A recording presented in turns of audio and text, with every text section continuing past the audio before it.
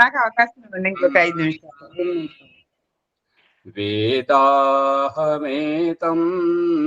పురుషం మహాంతం ఆదిత్యవర్ణం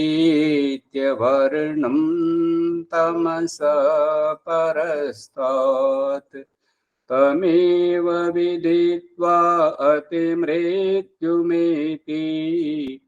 నాన్యః పంథా విద్యతే యనాయ నాన్యః పంథా విద్యతే యనాయ. ఓం శాంతి శాంతి శాంతి. ఈ యొక్క ఉపనిషత్తు జ్ఞాన గంగ అధ్యాత్మ సత్సంగానికి వచ్చేసినటువంటి వారందరికీ నమస్తే, స్వాగతం, సుస్వాగతం. ఇవాళటి ప్రకరణములు తెలియక అజ్ఞానంతో అయినా సరే ఒక మంచి విషయం వైపుకు దృష్టి మళ్లింపజేశారు వరలక్ష్మి గారు. విషయం ఏంటంటే, దేవుడు నన్ను తయారు చేశాడు, దేవుడు తయారు చేయలేదు. మన వైదిక సిద్ధాంతం త్రైత సిద్ధాంతం. దేవుడు, జీవుడు, ప్రకృతి, ఈ మూడు అనాది పదార్థంలో. కాబట్టి దేవుడు నేను చేయలేదు అనేటువంటి దృష్టాంతాన్ని చూపిస్తున్నాడు. ఆ దృష్టాంతాన్ని పట్టుకోవాలి. ఎలాగంటే, అన్నమును ఒలిపించి దాని పరిణామం, అన్నం యొక్క పరిణామాన్ని శుక్ర జీవకణముగా అన్నమును కనబడే రూపమును ఒలిపించి దేహం ద్వారా విసర్జింపజేసిన తర్వాత అన్నరసమును వంట పట్టించేటప్పుడు రసము రక్తముగా, రక్తము మాంసముగా, మాంసము మేధగా, మేధ మజ్జగా, మజ్జ వీర్యముగా, వీర్యంలో శుక్రకణం. ఈ రూపకంగా రూపాంతరితం చెందుతూ జీవకణం దీంట్లో ఉన్నది అనేటువంటిది ఈ రకంగా అన్నము ద్వారా పురుషుని శరీరంలోకి జీవకణము వచ్చింది అని చూపెట్టడం ఒకటి. ఇంకొకటి, ఆ శుక్రము ద్వారా ఈ యొక్క జీవకణమును తన గర్భంలో నివాసం ఉంచుకోవడం.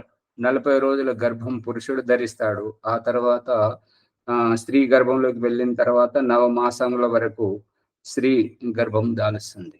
అయితే ఇక్కడ మనకు ప్రత్యక్షంగా చూపిస్తున్న దృష్టాంతం ఏంటంటే, పురుషుడు పరమాత్మ జీవాత్మను తయారు చేయలేదనేటువంటి దృష్టాంతాన్ని మనము పసిగట్టాలి. మనము ఈ పిండ సృష్టిలో పసిగట్టాలని చెప్పేసి అన్నము ద్వారా తినిపిస్తూ అన్నం యొక్క పరిణామాన్ని శుక్రముగా తయారు గావింపజేస్తూ ఈ గర్భాధానంలో పురుష శరీరం నుండి స్త్రీ శరీరానికి విసర్జన అంటే దాన్ని స్రవింపజేస్తూ ఇక్కడ జరుగుతుంది. అన్నం ద్వారా వస్తుంది, పురుష శరీరం ద్వారా స్త్రీ యొక్క గర్భాశయంలోకి వెళ్తుంది. ఇక్కడ పురుషుడు గర్భాధానంలో ఏ రకంగానైతే నిమిత్తుడో, అదే రూపకంగా బ్రహ్మాండంలో ఈ జీవాత్మలను అభివ్యక్తము చేయడానికి భగవంతుడు కూడా నిమిత్త కారణం. అందుగురించి ఈ జీవాత్మను పరమాత్మ తయారు చేయలేదు. మళ్ళీ ఈ ఎవరు భాగ్యలక్ష్మమ్మ గారు కూడా పలుమార్లు ఈ విషయం వైపు దృష్టి మళ్లిస్తున్నారంటే ఏమంటే, సంధ్య చేసేటప్పుడు తల్లి గర్భంలో ఉన్నప్పుడు నా ఆలన పాలన అన్న పానీయాలన్నీ అమ్మ చూసుకునేలా చేశావు, అమ్మ చూసుకునేలా చేశావు అనాల్సింది పోయి అమ్మ చూసుకున్నది అనేటువంటిది ప్రయోగించడం జరుగుతుంది. అమ్మకు తెలియదు ఎలా చూసుకోవాలో, ఎలా చేయాలో అనేటువంటిది అమ్మకు అవగాహన లేదు. భగవంతుడే అమ్మ ప్రమేయం లేకుండా అమ్మ శరీరంతో ఈ ఎదిగే పిండం యొక్క నాభికి బొడ్డుతాడు పేగుబంధాన్ని ముడిపెట్టాడు. ఇప్పుడు ఆ యొక్క గర్భంలో జరుగుతున్నటువంటి రహస్యాన్ని చెట్ల మీద తొడిమలతోటి కాయలను, పండ్లను వేలాడదీసి చూపిస్తున్నట్టుగా ఈ యొక్క భవనాలు కడుతున్నటువంటి బిల్డర్లు అంతస్తులకు ఈ యొక్క సిమెంట్ కంకరను పైపు ద్వారా ఎక్కిస్తున్నారు. ఈ పైపు ద్వారా ఎక్కిస్తున్నటువంటిది. ఆ పైపులో సిమెంటు, కంకర, ఇసుక, నీళ్లు ఇవన్నీ బరువైన పదార్థాలు, పృథివీ వికారాలు. ఇవి పైకి ఎలా పోతున్నాయంటే గ్యాస్ ఆ తల్లి శరీరం నుండి ఈ శిశువు వరకు ఎలా వస్తున్నాయి అని అంటే తల్లి యొక్క శ్వాస. అందుకని అక్కడ భగవంతుడు ముడిపెట్టి భగవంతుడు చేస్తున్నటువంటి వ్యవస్థ, తల్లి చూసుకునేది కాదు. ఇప్పుడు మీరు ఒక్కొక్కసారి మీ చుట్టుపక్కల బంధువులలో మీ ఇళ్లలో చూసే ఉంటుంటారు. వాళ్ళు మతి స్థిమితం లేనటువంటి ఈ స్త్రీలు, వాళ్ళు వివాహం చేసుకున్న వాళ్ళైనా సరే, ఇంకా వయసు వచ్చిన వాళ్ళైనా సరే, గర్భం దాలిస్తే వారికి గర్భం ఏంటో తెలియదు, రజస్వల ఏంటో తెలియదు, గర్భం ఏంటో తెలియదు, ఏది తెలియదు. మరి అక్కడేం సమాధానం? మళ్ళీ చదువుకున్న వాళ్ళు విద్యావంతులు అని అంటే ఈ రకంగా అనేది మనం అనుకోవచ్చు. కానీ అక్కడ ఏమీ తెలియనివంటి అజ్ఞానులు ఉంటారు. వాళ్ళ కడుపున కూడా శిశువు పెరుగుతూనే ఉంటుంటది. కాబట్టి అక్కడ తల్లి ప్రమేయం ఏమి ఉండదు. తల్లి ప్రమేయం ఏమీ లేకుండా ఇప్పుడు ఇది ఒక రకంగా ఏంటంటే చూస్తూ చూస్తూ ఉండగానే కళ్ళలోంచి కాటికను అపహరించడం, దొంగిలించడం. ఇదేమో ఎదురుగా జరుగుతున్నటువంటిది, అదేమో ఉదరంలో జరుగుతున్నటువంటిది. అంటే తల్లి ప్రమేయం లేకుండానే తల్లి చేతనే పోషింపజేస్తున్నాడు భగవంతుడు. అది భగవంతుని వ్యవస్థ, తల్లి వ్యవస్థ కాదు. తల్లి వ్యవస్థ అయితే గర్భస్రావం ఎందుకు చేస్తున్నది? ఆ పిల్లల్ని ఎందుకు అమ్ముతున్నది? ఇప్పుడు టీవీలలో పేపర్లలో చూస్తున్నారు కదా, తన కూతురుని అమ్ముతున్నట్టుగా, తన కొడుకును అమ్ముకుంటున్నట్టుగా. ఇవన్నీ ఎందుకు చేస్తున్నది? మళ్ళీ ఇంకొకటి రావద్దు నువ్వు అనేసి అంటున్నారు ఆచార్జీ. ఒక్క నిమిషం, విషయం పూర్తిగా మీ ముందుకు రానివ్వండి, ఉండండి. నువ్వు ఆడపిల్లనే కంటున్నావు, నేను వద్దు వద్దు అని చెప్తుంటే ఆడపిల్లనే కంటున్నావు అని చెప్పేసి పురుషులు స్త్రీల మీద దాడి చేస్తున్నారు. వద్దు అని విడిపోతున్నారు, లేదంటే గర్భస్రావం చేయిస్తున్నారు. దానికి కారణం స్త్రీ ప్రమేయం ఉన్నట్టయితే, అమ్మాయి అబ్బాయి పుట్టాల్సినటువంటిది స్త్రీ ప్రమేయం ఉన్నట్టయితే, స్త్రీకి తెలిసినట్టయితే భగవంతుని వ్యవస్థ అనేటువంటిది మరుగున పడిపోతుంటది కదా, భగవంతుని యొక్క ప్రమేయం లేకుండా పోతుంటది కదా. అందుగురించి ఇది స్త్రీకి తెలియదు. ఈ స్త్రీ పురుషులు ఆ అమ్మాయి పుట్టాలా అబ్బాయి పుట్టాలా అనేటువంటిది ఎప్పుడు నిర్ధారితం అవుతుంటది అంటే గర్భాధానంలో పాల్గొన్నప్పుడు అక్కడ ఎవరు ముందుగా అలసిపోతారో, అలసిపోనటువంటి వారి ధాతు ఎవరిదైతే బలంగా ఉంటుంటుందో ఆ సంతానం కలుగుతుంటది. స్త్రీ అలసిపోయి పురుషుడు బలంగా ఉన్నాడు అనుకోండి, శుక్రం తేజస్వంతంగా ఉంటుంటది కాబట్టి మగ సంతానం. అదే పురుషుడు అలసిపోయి స్త్రీ స్ఫూర్తిదాయకంగా ఉందనుకోండి, రజస్సు బలవర్ధకంగా ఉంటుంటది కాబట్టి అమ్మాయి పుడుతుంటది. ఆ సామర్థ్యం మీద ఆధారపడి ఉంటుంటది కాబట్టి. కానీ ఈ యొక్క స్త్రీకి అమ్మాయి అబ్బాయి అనేటువంటి అవగాహనే ఉండదు. అటువంటిది ఆ పిండమును ఎదిగింపజేయాలి, అవి స్రవింపజేయాలి, ఆకలి దప్పికలు తీర్చాలనేటువంటిది ఎలా తెలుస్తుంది? తెలియదు. ఇదంతా భగవంతుని యొక్క వ్యవస్థ. అందుకని ఇక్కడ దీని సారాంశం ఏంటంటే, ఒకటేమో జీవాత్మను భగవంతుడు తయారు చేయలేడు. రెండవది గర్భంలో ఎదుగుతున్నటువంటి పిండముకు తల్లి ఈ బయట పుట్టినటువంటి శిశువుకు ఆకలేస్తున్నప్పుడు పుట్టినరోజు కానీ ఆ రోజు ఇంకా అరవడానికి కూడా శబ్దం రాదు.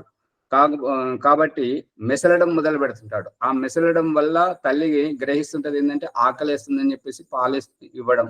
ఇంకా కొంచెం 2-3 4-5 రోజులు, వారం 10 రోజులు అయిన తర్వాత ఏడవడం మొదలు పెడుతుంటాడు. ఆ ఏడవడం బట్టి ఆకలేస్తుందని కానీ, లేదంటే మలమూత్రం చేశాడని కానీ తల్లి గ్రహిస్తుంది. ఆ సంకేతాలతో తల్లి గ్రహిస్తుందే కానీ సంకేతాలు ఏవి లేనటువంటి శిశువు దగ్గర తల్లి గ్రహించలేదు. ఆ సంకేతాలు చేసినా కూడా తల్లి ముక్కుసూటితనాన్ని సూటిగా వెళ్లకుండా ఇట్లా ఉపస్థేంద్రియం మలేంద్రియం దగ్గర మూత్రం పోసాడా, మలం విసర్జన చేశాడా అని చెప్పేసి కునికి చూసుకుంటది. అంటే తల్లికి తన కళ్ళ ముందే శిశువు ఉన్నాడు, ఏడుస్తున్నాడు, కానీ ఇక్కడిని ఆవిడ పట్టుకోలేకపోతుంది, పసిగట్టలేకపోతుంది. ఇంకా గర్భంలో ఎలా పసిగడుతుంటది? అందుకని ఇదంతా భగవంతుని యొక్క వ్యవస్థ. ఓమాచార్య, కేవలం తల్లిదండ్రులు నిమిత్త మాత్రులు మాత్రమే, అంతే. అది తెలుసుకోవాలి. ఇక్కడ పురుషుడు ఏ రకంగానైతే అక్కడ బ్రహ్మాండంలో భగవంతుడు నిమిత్తుడే, ఇక్కడ గర్భధానంలో పురుషుడు నిమిత్తుడే, మరి పిండం ఎదిగేటప్పుడు తల్లి కూడా నిమిత్తమే. ఇవి మూడు జాగ్రత్తగా చూసుకోండి. ఆచార్యజీ అమ్మా, అదే రజవీర్యమున వీరి యొక్క సామర్థ్యాన్ని బట్టి స్త్రీ పురుషులు ఉద్భవిస్తారంటున్నారు కదా, కానీ మరి కర్మఫలాన్ని బట్టి స్త్రీ పురుషుడిగా అనేటటువంటిది అది ఎలా ఆచార్యజీ? అమ్మగారు మీరు విషయాన్ని పట్టుకోలేదు. ఇక్కడ మనం చర్చించిన విషయం ఏంటి, మీరు అడుగుతున్న ప్రశ్న ఏంటి? అక్కడ మనం చర్చించిన విషయం ఏంటంటే, జీవాత్మను పరమాత్మ తయారు చేయలేడు, మరియు గర్భంలో ఎదుగుతున్నటువంటి పిండమును తల్లి తన అవగాహనతోటి ఎదిగింపజేయలేదు. ఇది ఈ విషయం. ఇక్కడ మీ సందేహం ఏంటంటే, ఈ యొక్క స్త్రీగా పుట్టాలా పురుషుడిగా పుట్టాలా, కళ్ళు ఎంతవరకు ఉండాలి, చేతులు ఎంతవరకు ఉండాలి, ఈ యొక్క తల్లిదండ్రుల సంయోగం ఎంతవరకు ఉండాలి అనేటువంటిది ఆ కర్మఫల సిద్ధాంతం అని మీరు అడుగుతున్నారు. దాని ప్రస్తావనే కాదు ఇది.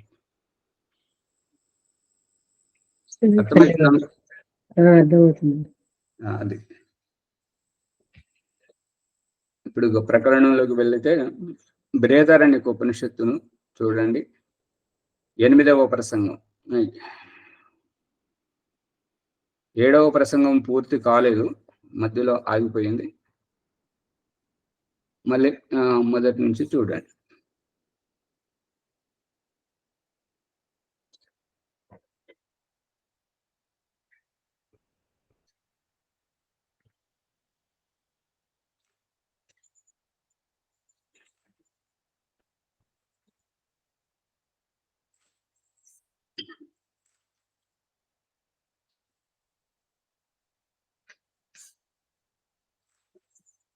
విజయలక్ష్మి గారు 690వ పుట.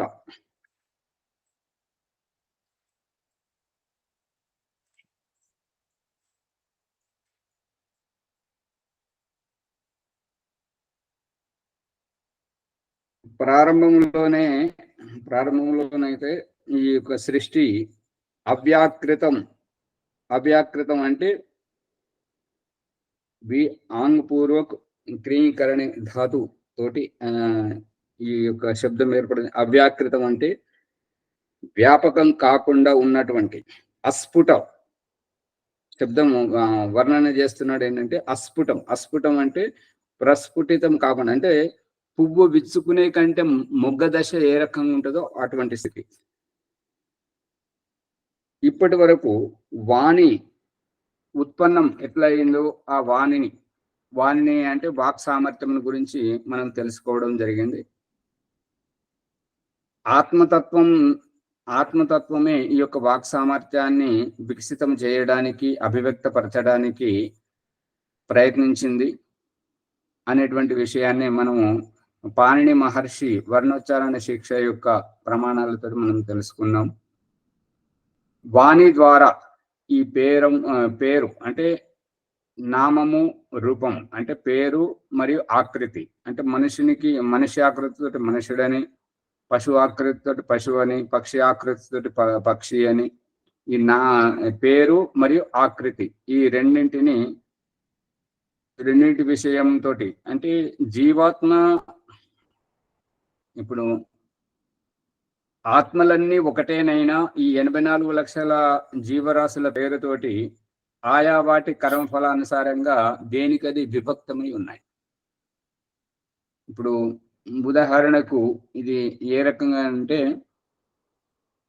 కొంతమంది కూలీలను పిలుచుకొని, అంటే పొట్ట చేత పట్టుకొని జీవనాధారం కోసం వెతుకుతున్నటువంటి వారిని పిలిచి, మా దగ్గర ఒక నాటకం ఉన్నది, నువ్వు ఈ వేషం వేయాలి, నువ్వు ఈ వేషం వేయాలి, నువ్వు ఈ వేషం వేయాలని చెప్పేసి ఈ సినిమాలలో వీధి నాటకాలలో ఇస్తుంటారు కదా, ఆ రూపకంగా.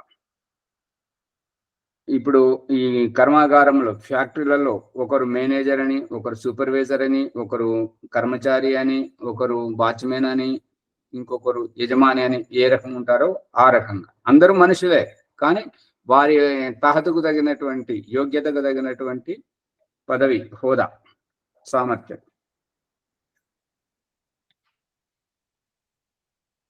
వీటి యొక్క పేర్లు మరియు ఫార్మ్ అంటే వాటి యొక్క జన్మ ఆధారం, ఏ ఏ శరీరంలో ఉన్నవో వాటి గురించి ఈ విధంగా స్పష్టంగా స్పష్టీకరిస్తూ ఉన్నారు. ఎందుకు ఈ స్పష్టీకరణ ద్వారానే, ఈ వికసితమయ్యేటువంటి దాని ద్వారానే, అభివృద్ధి అయ్యేటువంటి దాని ద్వారానే ఈ యొక్క ప్రాపంచిక వ్యవహారం అనేటువంటిది నడుస్తున్నది. నేడు ఇప్పుడు మనము ఈ యొక్క పాఠం చెప్పుకుంటున్నటువంటిది ఈ తెల్ల ఇక్కడ యోనిలు వేరు, ఆకారాలు వేరు, కానీ ప్రతి దాంట్లో ఉన్నది అనురూపంలో ఉన్న జీవాత్మ మాత్రమే కదా. అవును, అదే రహస్యం చెప్తున్నాడు కదా. అవునవును. ఓకే, ఇప్పుడు ఈ ఉదాహరణలన్నీ వచ్చినాయి అవే కదా. ఇప్పుడు పొట్ట చేత పట్టుకొని వచ్చినటువంటి కూలీలందరూ మామూలుగా ఒకే రకంగా ఉన్న ఈ సినిమాలలో నటించేటప్పుడు ఒకరు హీరో అని, ఇంకొకరు హీరోయిన్ అని, ఇంకొకరు విలన్ అని, ఇంకొకరు సహాయ నటులని, ఈ తల్లిదండ్రులని ఆ పాత్రలు పోషిస్తున్నారు కదా. మళ్ళీ ఇక ఫ్యాక్టరీలో కూడా చెప్తున్నాం కదా. అందుకని ఈ ప్రతి ఒక్క వస్తువు యొక్క రూపము వేరు, దాని పేరు వేరు. ఈ గుట్టలు, నదులు, ఈ యొక్క లోయలు, కొండలు, కోనలు, ఇవన్నీ ఇటు పేర్లు వేరు, వాటి ఆకృతులు అన్నిటివి వేరు. ఈ వస్తువుకు ఈ వేరు, దీనిది ఈ రూపము అనేటువంటి విధంగా ఆత్మతత్వం ప్రత్యేక వస్తువులో ప్రవేశించి ఉంది. అలాగే చూడండి, ఇది చాలా జాగ్రత్తగా నోట్ చేసి పెట్టుకోండి. ఈ ఏమంటారంటే జీవాత్మ ఎందులో ఉన్నది అనే దానికి ఇక్కడ వ్యాఖ్యానం చేసి చెప్తున్నాడు. ఏంటంటే ప్రతి ఒక్క వస్తువు లోపల ఆత్మ ప్రవేశించి ఉన్నది అని చెప్తున్నాడు. జడములో అయినా చేతనంలో అయినా ప్రతి దాంట్లో ఈ యొక్క ఆత్మ ప్రవేశించి ఉంది.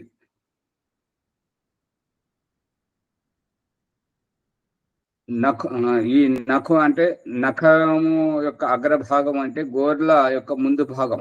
ఈ గోర్ల యొక్క ముందు భాగం స్థితి మనకు మురికి ఉన్నదని చెప్పేసి, మురికి చేరుకోకూడదని చెప్పేసి మనం తీసేస్తూ ఉంటుంటాం కదా. అక్కడ కూడా అదే విధంగా ఈ యొక్క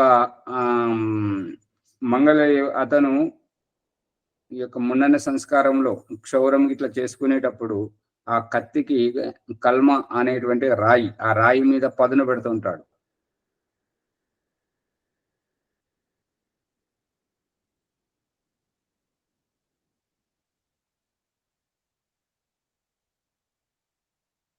ఆత్మతత్వమును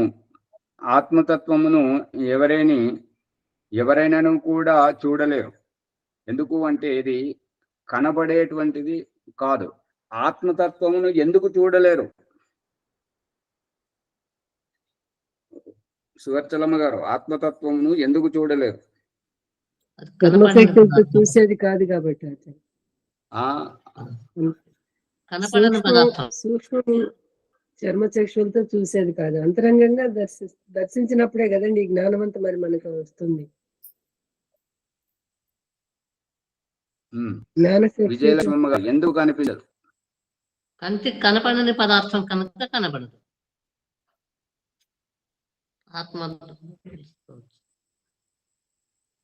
ఎవరికి కనబడాలి? కంటికి కనబడాలా? దేహంకు కనబడాలా? నాకు కనబడాలా? ఎవరికి కనబడదు.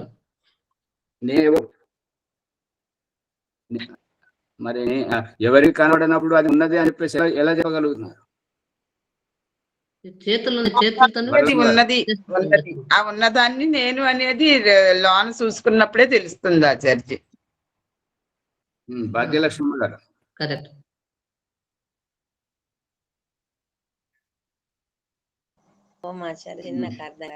చెప్పండి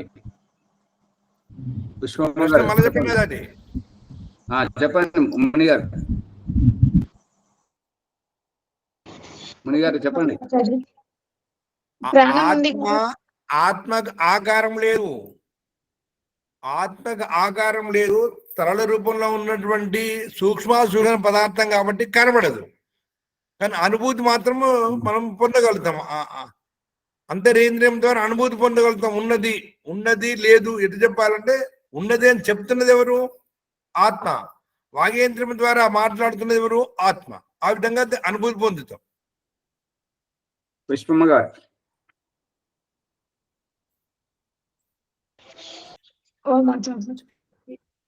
చెప్తున్నారు కదా, చెప్పండి. శరీరంలో చలనం ఉంది కాబట్టి ఆత్మ. అమ్మగారు ఎలా తొందరపడున్నారంటే, ఒక అతను ఈ ఎలక్ట్రికల్ బొమ్మ తీసుకొచ్చి వాళ్ళ బిడ్డకి ఇస్తే ఆమె ఆడుకుంటూ చెంప మీద ఇట్లా అన్నది. దాంట్లో ఎలక్ట్రికల్ కాబట్టి ఆ సెల్లు పెట్టినది కాబట్టి ఆ బొమ్మ ఈడ్చి కొట్టింది ఆ అమ్మాయి. అర్థమైందా? ఒక అతను పట్టణం నుంచి ఒక బొమ్మని తీసుకొచ్చాడు, ఎలక్ట్రికల్ బొమ్మ. ఆ బొమ్మలో ఏంటంటే సెల్లు పెడితే పనిచేస్తుంది, నడుస్తుంది. అటువంటి ఆ బొమ్మను తీసుకొచ్చి తన కూతురికి ఇస్తే ఆమె ఆడుకుంటూ చెంప మీద ఇలా అనేసేసరికి ఆ బొమ్మ నన్ను కొడతామని చెప్పి ఈడ్చి కొట్టింది. ఇప్పుడు మీరు చెప్పినటువంటి భాష ఏంటంటే చలనం ఉన్నది కాబట్టి ఆత్మ ఉన్నదని అంటున్నారు కదా, అందుకు ఈ ఉదాహరణ. ఇప్పుడు మరి ఆ బొమ్మలో ఆత్మ ఉందా? అర్థం కావట్లేదు. పెట్టిన బ్యాటరీ ఉంది కాబట్టి అది అలా చేసింది కాబట్టి ముట్టుకుంటే కదులుతుంది అన్నట్టుగా ఆచార్య. బాలరాజు గారు చెప్పండి.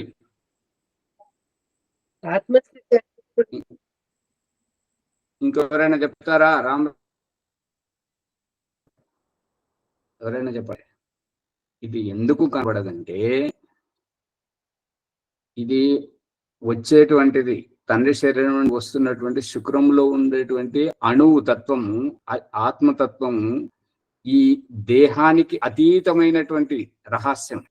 అందు గురించి ఈ ఆత్మ వెళ్ళిన తర్వాతనే ఈ ఆత్మ యొక్క కర్మఫలం ఏ రకంగా ఉందో తల్లి శరీరంలో ఆ యొక్క పిండ రూపం, స్త్రీ పురుష పిండ రూపం శరీరం తయారవుతుంది. ఆ శరీరానికి కళ్ళు ఉన్నాయి, ఆ కళ్ళ ద్వారా చూసేది ఆత్మనే, ఆ ముక్కు ద్వారా శ్వాస పీల్చుకునేది ఆత్మనే, ఆ నోటి ద్వారా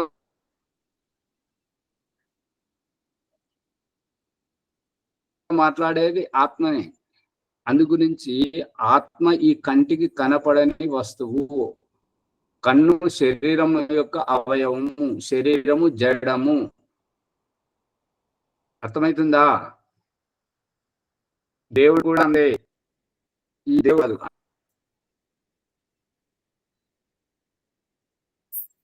అందుకే అన్ని మత సంప్రదాయాలలో కళ్ళు మూసుకునేడానికి కారణం అదే. మునిగారు పట్టుకున్నారా? కుసుమ గారు పట్టుకుందా విషయం?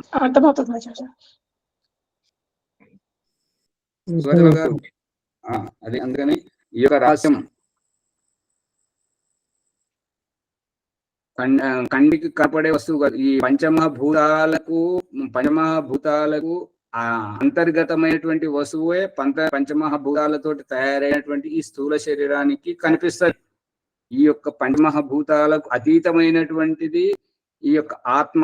ఎందుకంటే ఈ యొక్క ఆత్మలన్నీ పంచమహాభూతాల గుండా అన్నపానీయములతోటి పురుషుని శరీరంలోకి వెళ్ళి, పురుషుని శరీరం ద్వారా స్త్రీ గర్భంలోకి వెళ్ళి అక్కడ శరీర రూపం దాల్చుకొని జన్మిస్తుంటాయి. పంచమహాభూతాలు వాహన రూపం. ఇక్కడ పురుషుని శరీరం నుండి జీవాత్మలు స్త్రీ శరీరానికి వెళ్ళడానికి శుక్రం ఏ రకమైతే సాధనమో, ఈ పంచమహాభూతాలు ఈ యొక్క అన్నపానీయంలోకి జీవాత్మలు రావడానికి పంచమహాభూతాలు సాధనం. మనం యాత్ర చేయడానికి వాహనం ఏ రకమైన సాధనమో జరిగేది కూడా అదే కదా ఆచార్జీ. అది ఇందాక చెప్పాలనుకున్నాను, చెప్పలేకపోయినా ఆచార్జీ. ఈ స్పర్శ ఉందంటే ఉంది కాబట్టి స్పర్శ మనకు తెలుస్తుంది ఆ వాయువు ద్వారానే అని చెప్పలేకపోయాను ఇందాక ఆచార్య. స్పర్శవాన్ వాయు. చెప్పండి ఆచార్య. అందు గురించి ఈ స్పర్శించేటువంటిదైనా, కళ్ళతో చూసేదైనా, నోటితో మాట్లాడేది, కాళ్ళతో నడిచేది, చేతులతో పనిచేసేది, అంతా చేసేది అంతా ఆత్మనే.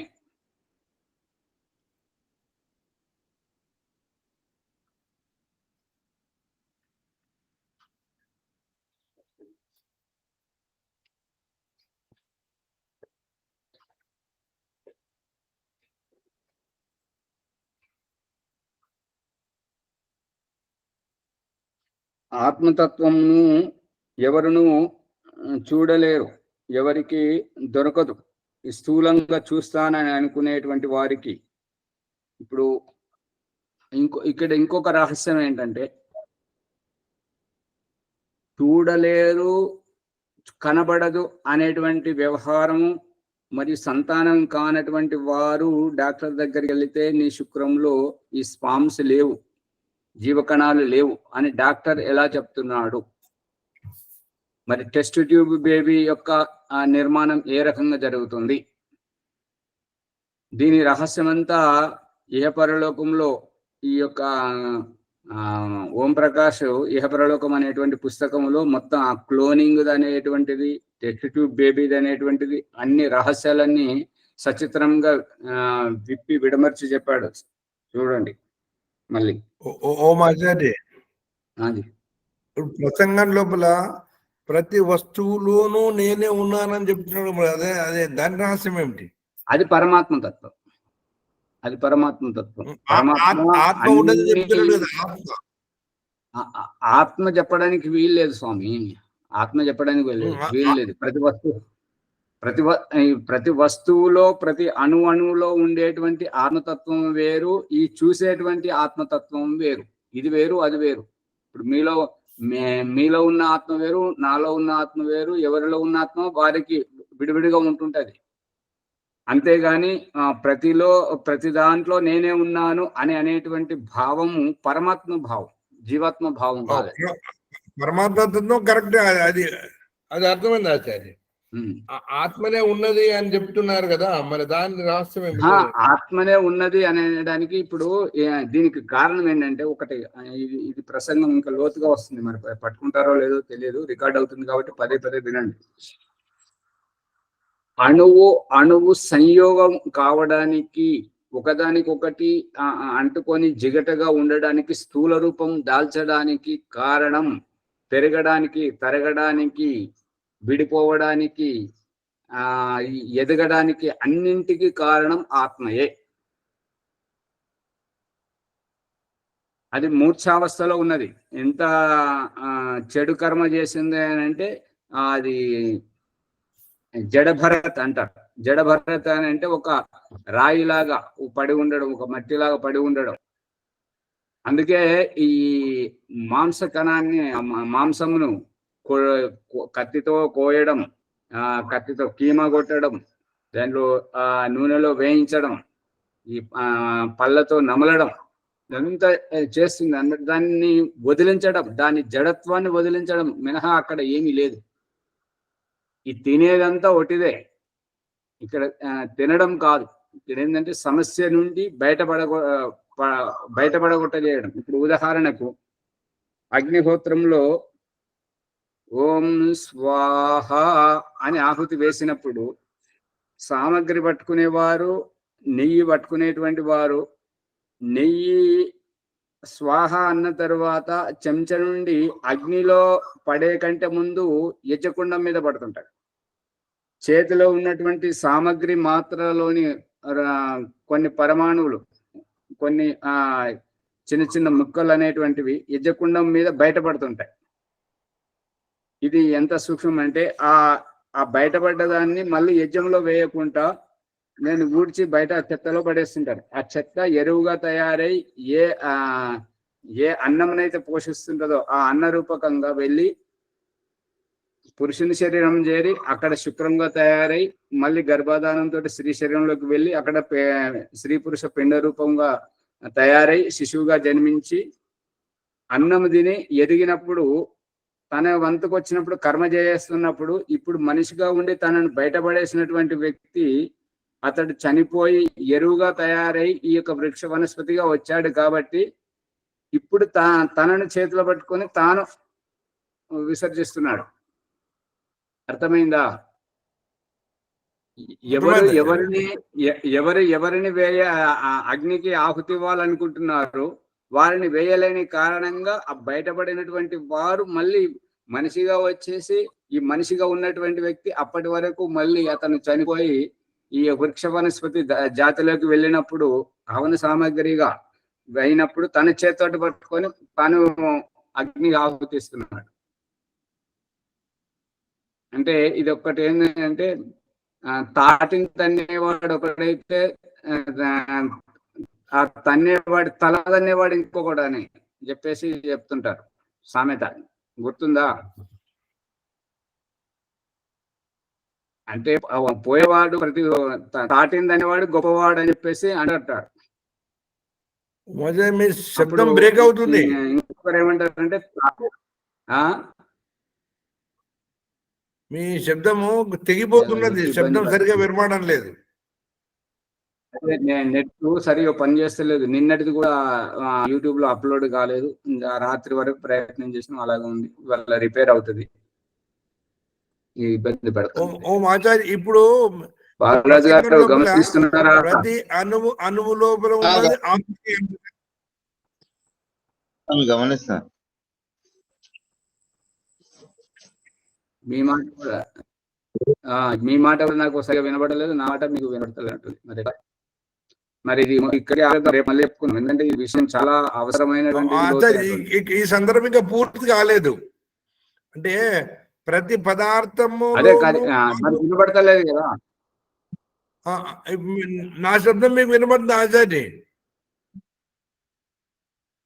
అసలు వినపడతలేదు, అన్నట్టుగా వినపడుతుంది. అసలు వినపడతలేదా? అది స్పష్టంగా వస్తలేదు. మీ సెల్ మార్చాలి మరి అయితే. అంటే సెల్ నిండి ఉందేమో. ఇప్పుడు నా ప్రశ్న ఏంటంటే, ఈ సందర్భానుసారంగా ప్రతి అణువులోనూ ఆత్మనే ఉన్నది అని చెప్పారు. ఆత్మ శరీరంలో ఉంటది కదా. నేనెవరిని అనే ఆత్మ శరీరంలో ఉన్నది కదా. ప్రతి పదార్థంలో కూడా ఆత్మ ఉన్నదా? అవును, పదార్థంలో ఉన్న ఆత్మ పరమాత్మ. పరమాత్మ ప్రతి పదార్థంలో అణువులో ఉన్న అర్థమైంది. కానీ ఆత్మ నేను అక్కడ ఉన్నానా? అది సమాధానం. ఇప్పుడు నేను అనేటువంటిది ఈ యొక్క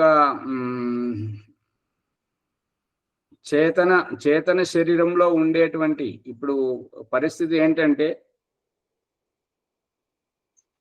క్లోరోఫామ్ ఇచ్చినటువంటి వ్యక్తి లోపల కేవలం శ్వాస మాత్రమే ఆడుతుంటది, కానీ శరీరం చచ్చిపడిపోయినట్టుగా అలా పడి ఉంటది. కానీ రక్త ప్రసరణ, గుండె కొట్టుకుంటుంది, రక్త ప్రసరణ జరుగుతున్నంత వరకు చనిపోయినటువంటి శవములో కూడా చివరిసారి ఆ గుండె కొట్టుకున్నటువంటి ఆ ఒత్తిడికి రక్తం ఎంతవరకు అయితే ప్రవహించాలో అంతవరకు వెళ్తుంది. ఇక అక్కడికి వెళ్ళిన తర్వాత ఆగిపోతుంటది, ఇక శరీరం చల్లబడుతుంటది. అప్పటి వరకు ఈ వెంట్రుకలు పెరగడం, గోళ్ళు పెరగడం అనేటువంటిది శవంలో కూడా జరుగుతాయి. అదే విధంగా ఈ శవంలో ఏ రకమైతే గుండె మరి ఆత్మ వెళ్ళిపోయిన తర్వాత గుండె ఆత్మ వెళ్ళిపోయే కంటే ముందు చివరిసారిగా గుండె కొట్టుకునేటువంటి ఆ వేగం ఆ వేగంతో ప్రవహిస్తున్నంత వరకు రక్తంతో శరీరం వేడిగానే ఉంటది. అంగాలు ఎటు మలవాలన్నా మలుస్తుంటాం. అది చల్లబడ్డ తర్వాత అంగాలు మలగవు. చెయ్యిని మడచాలన్నా, కాలును తిప్పి కూర్చుండబెట్టాలన్నా, ఇంకేదైనా చేయాలన్నా ఏది కాదు. కాబట్టి ఈ యొక్క పండ్లలో ఉండేటువంటిదంతా ఆ స్వామిత్వ లక్షణం కలిగినటువంటి ఆత్మ ఉండదు. స్వామిత్వ లక్షణాలు కలిగినటువంటి ఆత్మ ఉండదు. నేను నాదేననేటువంటి తత్వం అనేటువంటిది ఉండదు. ఈ దేహరూప తత్వం ఉంటది. అందుకే ఈ దేహరూప తత్వం ఉంటుంటది కాబట్టి మనం ఆకుకూరలు తిన్నను, మరి పండ్లు కోసుకొని తిన్నను, ఈ యొక్క ఆత్మకు సుఖము దుఃఖము అనేటువంటి అనుభూతి కలగదు.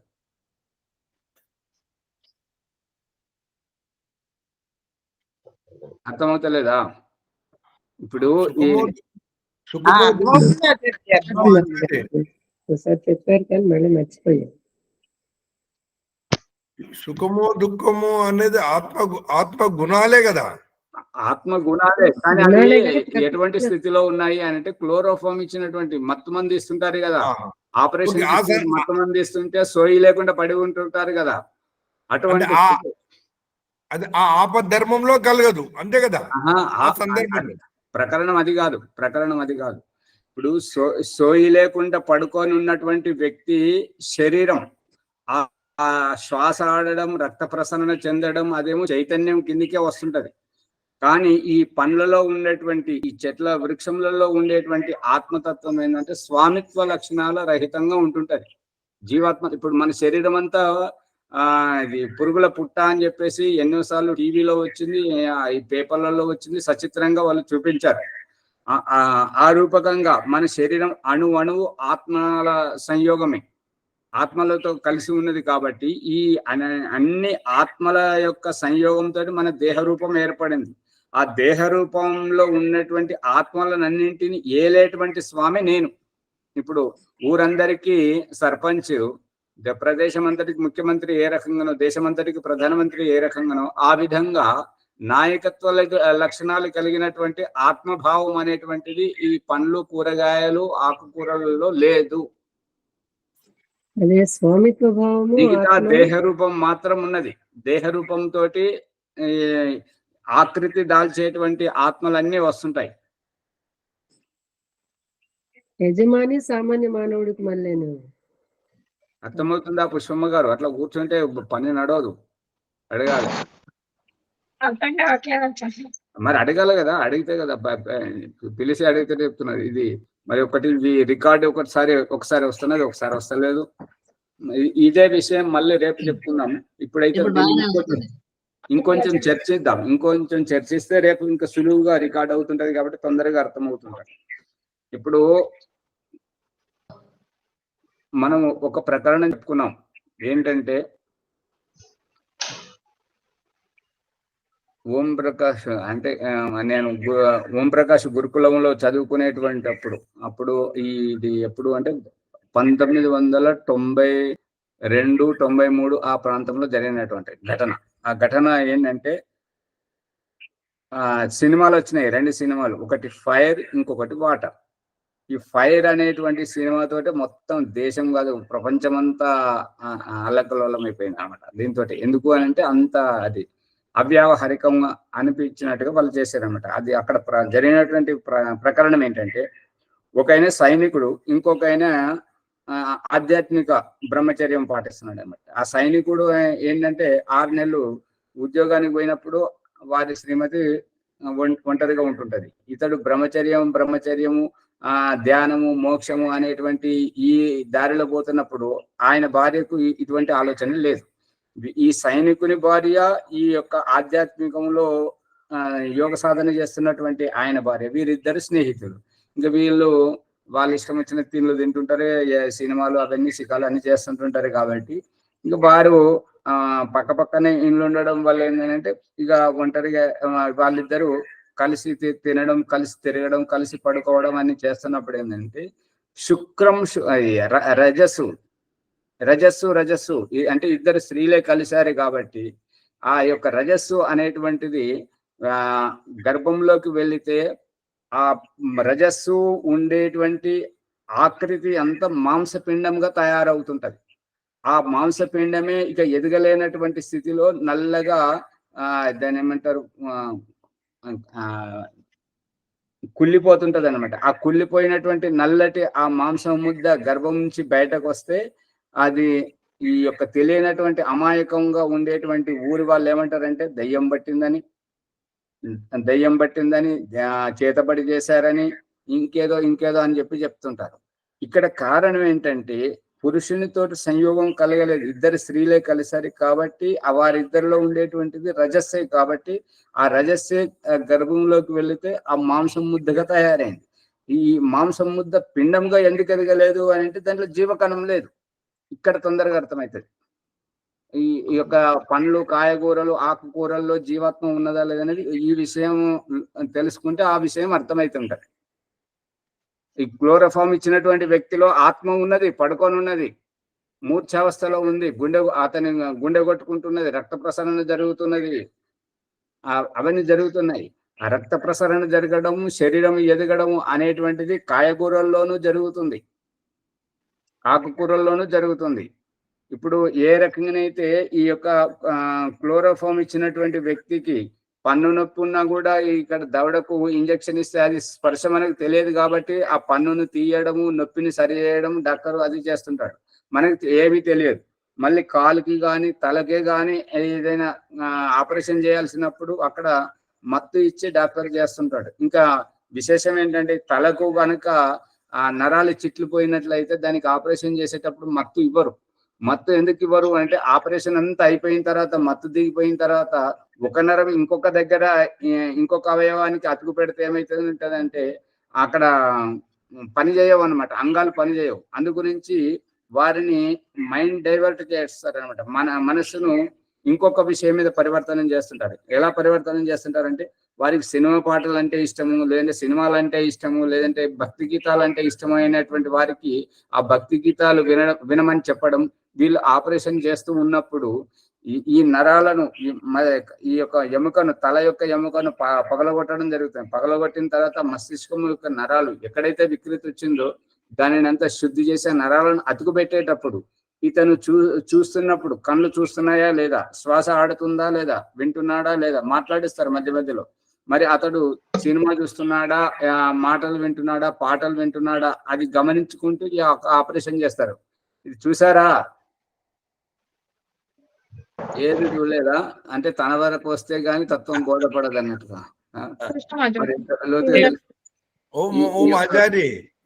కాయగూరల్లో ఉండేటువంటి ఆత్మకు కాయగూరలు తింటే మనకు పాపం అనేటువంటిది తగలదు. ఇప్పుడు ఏ రకమైతే ఒక పశువును హింసించుకుంటూ దాన్ని చంపుకొని దాని శరీరాన్ని తిన్నందువల్ల దాని జీవితాన్ని నాశనం చేశాం కాబట్టి, అది అక్కడ చనిపోయింది కాబట్టి, దాని ప్రారంధాన్ని మనం ఆపేశాము కాబట్టి, దాని పిల్లలతోటి కలవకుండా దాన్ని జీవితాన్ని చంపేశాము కాబట్టి మనకు పాపం తగులుతుంది. ఇక్కడ కాయగూరల్లో అలా కాదు. ఈ పాలకూర ఆకులు తెంపుకుంటే మళ్ళీ అది చిగురు పెడుతుంది. మనం ఈ యొక్క వేరుశనగకాయలు తీసుకొని మళ్ళీ అది నాటు పెడితే మనం నాటుకుంటుంటుంది. కానీ అక్కడ చంపేసిన తర్వాత మళ్ళీ దాని ఆత్మను అయ్యో దేవుడు నాది తప్పైంది, నేను ఇట్లా తెలియక చేశానని అంటే అది అక్కడ కుదరదు. అక్కడ అయిపోయింది.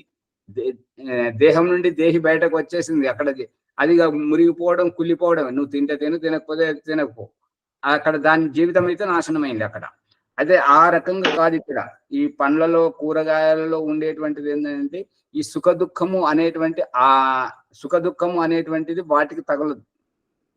మనము తెంపినప్పుడు పాలు గారడం కానీ, రసం గారడం కానీ అటువంటి అది దేహం అభివ్యక్తపరుస్తుంటది. ఇప్పుడు ఏంటంటే ఈ క్లోరోఫామ్ ఇచ్చినా కూడా డాక్టర్ చికిత్స చేస్తున్నప్పుడు అతడు కత్తితోటి చీలిస్తే మనకు రక్తం వస్తుందా రాదా?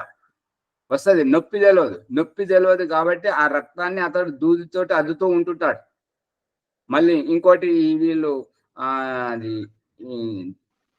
డెలివరీ అయ్యేటప్పుడు అంటే ప్రసవించేటప్పుడు ఆపరేషన్ సీజరింగ్ అయ్యేటప్పుడు ఏం చేస్తుంటారంటే రక్తం లేనటువంటి శరీరంలో ఆపరేషన్ చేయడానికి అది కుదరదన్నమాట. అయితే వీళ్ళు డాక్టర్లు పరిశోధన చేసి ఏం చేస్తుంటారంటే ఎట్లెట్లా కత్తి పెట్టి చీలుస్తూ ఉన్నప్పుడు ఏ కోశిక మాంస కణాలు అయితే తెగుతూ పోతుంటాయో ఆ రక్తం వచ్చిన దాన్ని ఎక్కడికక్కడే ఎలక్ట్రికల్ దాంతో మూసేస్తుంటారు. మూసేయడం వల్ల రక్తం అనేటువంటిది బయటకు రాకపోవడం వల్ల ఎవరి శరీరంలో ఎంత రక్తం అయితే ఉన్నదో ఆ రక్తం అలాగే ఉంటుంటది. కాబట్టి వారికి ఎటువంటి మళ్ళీ రక్తం ఎక్కించాల్సినటువంటి అవసరం రాదు. ఇక్కడ మన దేవిదాస్ గారు ఉన్నారు, వాళ్ళ హాస్పిటల్లో రోజు ఎన్నో డెలివరీలు కేసులు వస్తుంటాయి. అక్కడ నేను ప్రత్యక్షంగా చూడడం జరిగింది. ఓం ప్రకాష్ చూడడం వల్ల ఏంటంటే ఎందుకు ఇట్లా ఎలక్ట్రికల్ దాంతో దాన్ని కాలుస్తున్నారు, ఆ కోశిక ముఖాన్ని కాలుస్తున్నారు అని అంటే ఆ ముఖాన్ని కాలకపోతే రక్తస్రావం జరుగుతుంది. రక్తస్రావం జరిగితే వాళ్ళు ముందే ఊరు నుండి వస్తుంటారు, సరిగైన పోషకాహారం తీసుకోరు, వారిలో రక్తం సరిగా ఉండదు, మళ్ళీ వారి బ్లడ్ గ్రూప్ గ్రూప్ దొరకాలి అని అంటే ఆ బ్లడ్ గ్రూప్ దొరికే వరకు వారు ఉండేటువంటి స్థితిలో ఉండరు. అక్కడ చాలా ఇబ్బంది అవుతుంటది. కాబట్టి ఇది దాని ముఖాలు ఎలక్ట్రికల్ దాంతో కాల్చి మూసేస్తుంటారు, అంటే రక్తం బయటకు రాకుండా. ఇక తర్వాత ఇక్కడ ఇటు మూసేస్తుంటారు, ఇక్కడ మూసేస్తుంటారు, ఇట్లా విప్పేసి శిశువును బయటకు తీస్తుంటారు. బాలరాజు గారు ఏమైనా చెప్పారా? మరి మైక్ ఆన్లో పెట్టారు, మైక్ బంద్ చేయండి క్విక్ అంటుంటారు. అందుకని ఈ యొక్క ఫైర్ అనేటువంటి, ఫైర్ అంటే అగ్ని అనేటువంటి ఆ సినిమాలో చూపించింది ఏంటంటే, ఇద్దరు స్త్రీలు కలిసినప్పుడు, వారు కాముకంగా ఉన్నప్పుడు, వారి శరీరంలో యొక్క స్పర్శతోటి వారి శరీరం నుంచి రజస్సు విడుదలైంది. కాబట్టి ఆ రజస్సు ఎవరి గర్భంలోకి వెళ్ళినా కూడా అక్కడ వాళ్లకు గర్భాధానం అయిన తర్వాత, స్త్రీ పురుషులు కలిసినప్పుడు గర్భాధానం అయిన తర్వాత స్త్రీలో ఏ లక్షణాలు అయితే కల్పిస్తుంటాయో, మరి ఒక నెల 2 నెలల గర్భంలాగా అట్లా ఆ లక్షణాలు అయితే, గర్భం పెరుగుతున్నట్టుగా ఆ లక్షణాలు అయితే కనిపిస్తాయి. కానీ ఆ మాంసం ముద్దలో జీవాత్మ లేదు కాబట్టి, ఇక పిండ రూపం దాల్చడానికి, ఇంకా ఆ హృదయం కొట్టుకోవడానికి, మస్తిష్కం పనిచేయడానికి అక్కడ ఆత్మ లేదు కాబట్టి, తల్లి శరీరం నుంచి ఇక కావాలి అనేటువంటి అవసరం. ఇప్పుడు ఈ కావాలనేటువంటి రహస్యం ఏంటంటే, మనం ఒక కాంట్రాక్టర్ కు మనం ఇల్లు కట్టడం అని ఇచ్చినప్పుడు, ఆ ఇంటికి మేస్త్రి పని వాళ్ళు వచ్చేసి వాళ్ళు పని చేస్తున్నప్పుడు, ఇప్పుడు సిమెంట్ కావాలి, ఇప్పుడు రాయి కావాలి, ఇప్పుడు స్టీల్ కావాలి, ఇప్పుడు ఇది కావాలి అన్నప్పుడు ఎట్లా కావాలంటే అట్లా ఆ యొక్క యజమాని కాంట్రాక్టర్ కు డబ్బులు ఇస్తుంటారు, వాళ్ళు సామాన్లు చేస్తుంటారు, ఇక్కడ నిర్మాణం అవుతుంటది. అదే రూపకంగా ఈ యొక్క గర్భాధానంలో పురుషుని శరీరం నుండి జీవాత్మ స్త్రీ యొక్క గర్భాశయంలోకి వచ్చినప్పుడు, ఆ యొక్క వచ్చినటువంటి జీవాత్మ యొక్క కర్మఫలంను బట్టి స్త్రీ పురుష రూపం దాలుస్తుంటుంటది. అదే ఇక్కడ ఇద్దరు స్త్రీలతోటే రజస్సే విడుదలై గర్భంలోకి వచ్చింది కాబట్టి అక్కడ స్త్రీ పురుష రూపం దాల్చలేదు, అందుకే మాంసం ముద్ద. ఈ కూరగాయల్లో ఉండేటువంటిది కూడా నేను అనేటువంటి నాయకత్వ లక్షణాల రహితమైనటువంటి శారీరక స్థూల శరీరం మాత్రమే. ఆ నాయకుడు అనేటువంటి వాడు లేడు కాబట్టి వారికి మనం కత్తితోటి గుచ్చినా, లేదంటే తెంపుకున్నా, ఇది చేసినా కూడా వారికి దాంట్లో ఉన్నటువంటి వాటికి సుఖ దుఃఖం అనేటువంటిది కలదు. వాటిలో ఉన్నటువంటి ఆ కాయగూరల్లో ఉండేటువంటి ఇతర జీవాత్మలకు సుఖ దుఃఖం అనేటువంటి అనుభూతి కలుగుతుంది అని అంటే, డాక్టరు ఈ యొక్క ఇక్కడ చూపిస్తున్నాడు కదా, క్లోరోఫామ్ ఇచ్చినటువంటి వ్యక్తికి పంటికైనా కానీ, దవడకైనా, శరీరానికైనా కూడా అక్కడ మత్తి ఇచ్చి చికిత్స చేస్తున్నాడు. ఈ నాయకుడు అయినటువంటి నేను అనేటువంటి ఆత్మకే ఇక్కడ నొప్పి తెలియట్లేదు, బాధ తెలియట్లేదు. అక్కడ అయితే కాయగూరల్లో ఆత్మ అనేటువంటి నాయకత్వ లక్షణాలు ఉన్నటువంటి యజమాని అనేటువంటిది ఉండదు అన్నట్టుగా, శరీరమే ఉంటది, శరీర రూపమే ఉంటుంటది. కాబట్టి దానికి సుఖ దుఃఖం అనేటువంటి అనుభూతి కలగదు. అది ఏంటంటే లోతుగా వస్తుంది. దీంట్లో పరిజ్ఞానం ఉన్న వాళ్ళు ఉంటే ఇంకా ఆనందం వస్తుంటది. ఏంటంటే ప్రశ్నించాలి, ప్రతి దానిని ప్రశ్నిస్తే లోతుగా వెళ్తుంటది విషయం అనేది. ఇప్పుడు మనకు ఇటువంటి విషయాలు ఒకరు చర్చించే వాళ్ళు గురువులు చెప్పరు, సంకుచితంగా ఉంటుంటారు. కాబట్టి మరి విషయం ప్రజలకు తెలియాలనేటువంటిది భగవంతుడు ఈ ఉపనిషత్తులలో, వేద మంత్రాలలో రెండోసారి మూడోసారి వచ్చింది ఆచార్యజీ ప్రకరణం చెప్పారు. ఇలా పదే వస్తూ పోతుంటే ఏంటంటే మనం పట్టుకోవడం జరుగుతుంటుంటది, చర్చ చేయాలి. ఇప్పుడు మరి సమయం అయిపోతుంది కాబట్టి ఒక పాట పాడండి, ఏదైనా మంచి పాట.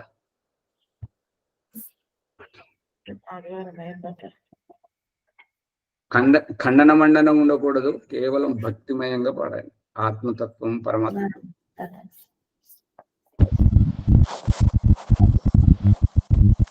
ఓం నమస్తే ఆచార్యజీ. సర్వేభ్యో నమః ఆచార్యజీ. అందరికీ నమస్తే.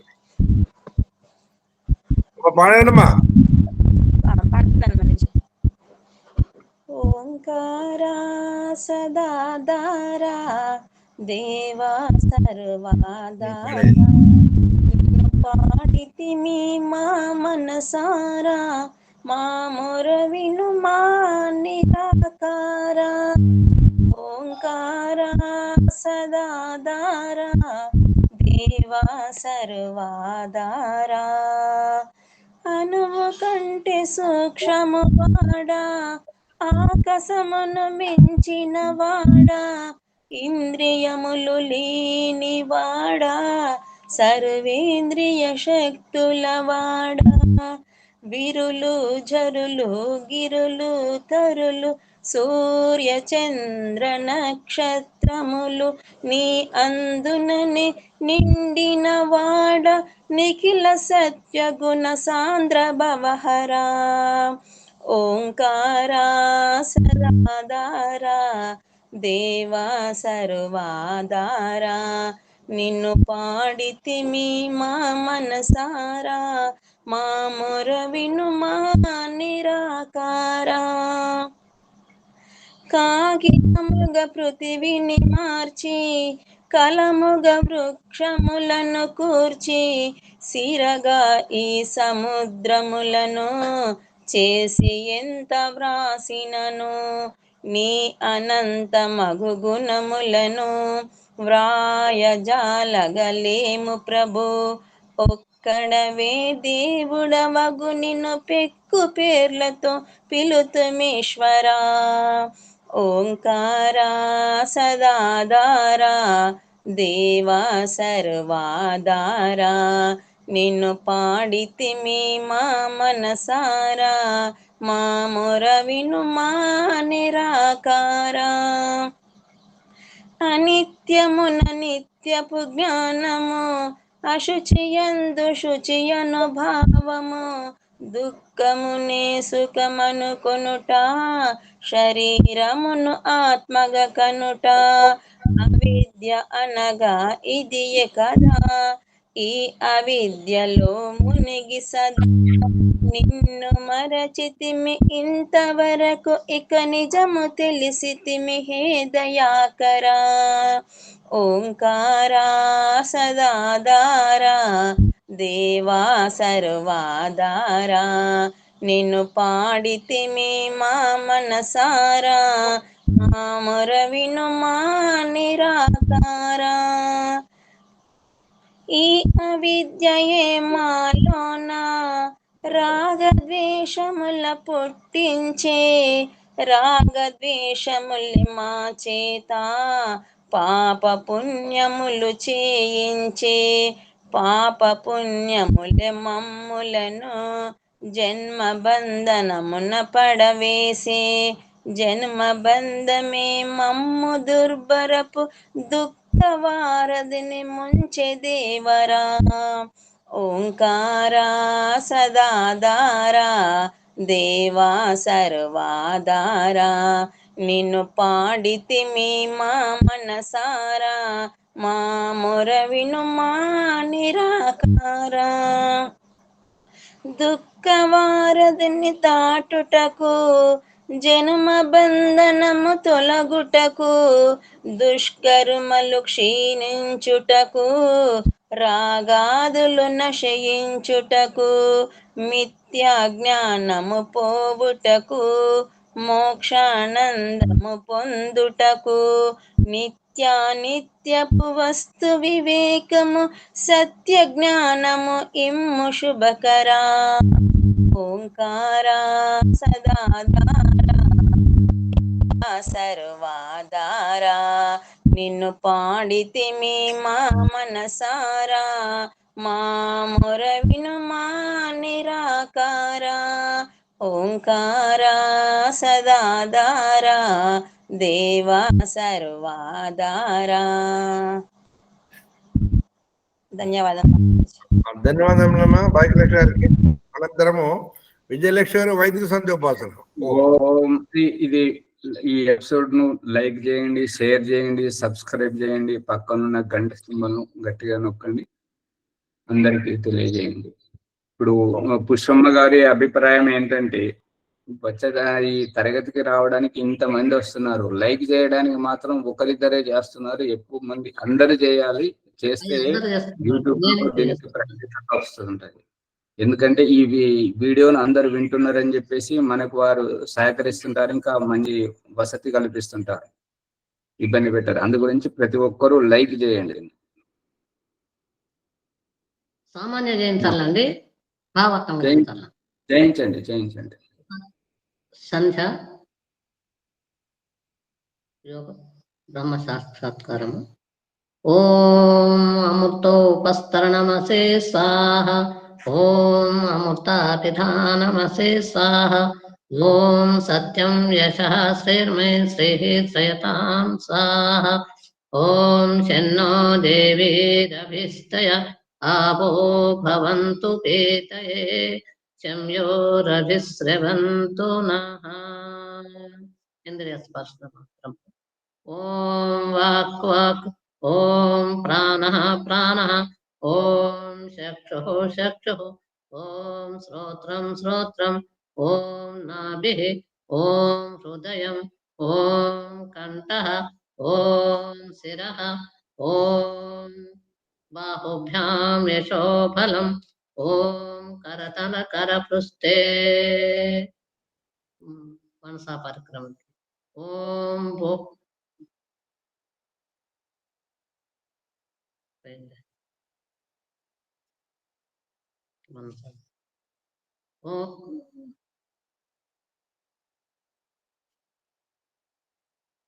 మార్చన మంత్రములు.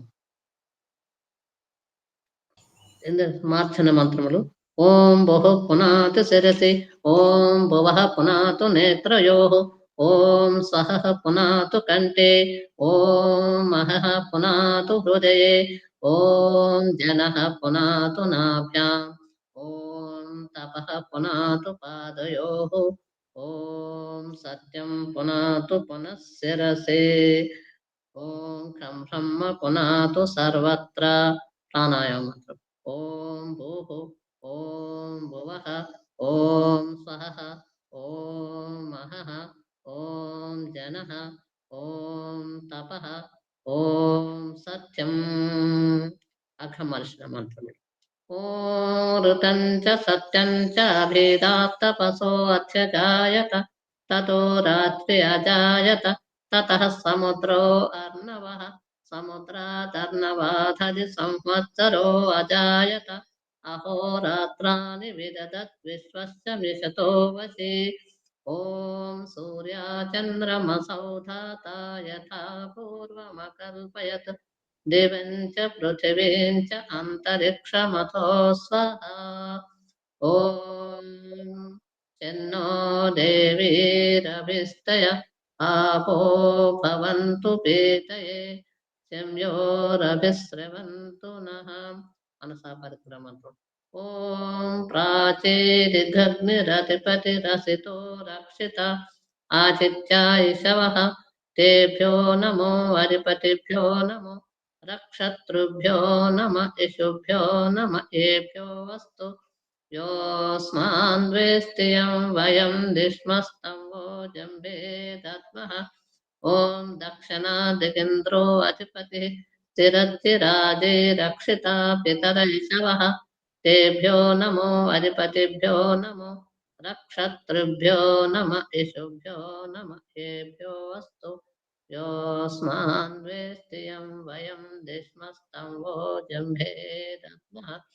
ఓం ప్రతీచి దిక్వర్ణో అధిపతి వృధాకో రక్షితాన్నమిషవః.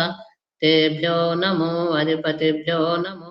రక్షతృభ్యో నమ ఇషుభ్యో నమ ఏభ్యో వస్తు. యోస్మాన్వేష్టియం వయం దిష్మస్తం వో జంభే దద్మః. ఓం ఉదీచి దిక్ సోమో అధిపతి సజో రక్షిత శనిరిషవః. తేభ్యో నమో అధిపతిభ్యో నమో. రక్షతృభ్యో నమ ఇషుభ్యో నమ ఏభ్యో వస్తు. యోస్మాన్వేష్టియం వయం దిష్మస్తం వో జంభే దద్మః. ఉపస్థానమంత్రములు. ఓం జాతవేదసే సునవామ సోమమరాతీయతో. నిదహాతి వేదః. సనః పరషదతి దుర్గాని విశ్వా. నావేవ సింధుం దురితాదగ్నిః. ఓం చిత్రం దేవానాముదగాదనేకం. చక్షురుమిత్రస్య వర్ణస్య ఆగ్నేః. ఆప్రాచ్యావా పృథివీ అంతరిక్షం. ఓం పురుత్తం జాతవేదసం దేవం వహంతి కేతవః.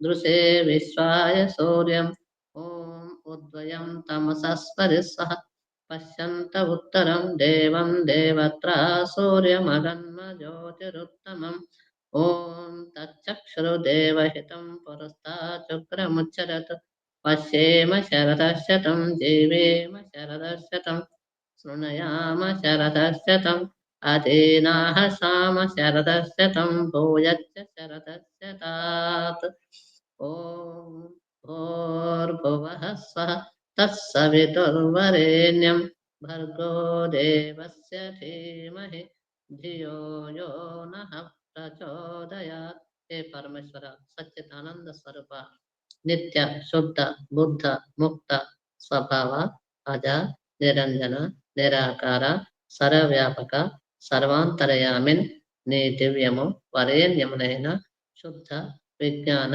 స్వరూపమును మా హృదయమున ఎల్లవేళలా ధ్యానింతుముగాక. మాకు సద్బుద్ధినిచ్చి సత్కర్మలను ఆచరించినట్లు అనుగ్రహింతుగాక. విద్య జ్ఞానాదులను పొంది పరమ సుఖములు పొందుగాక.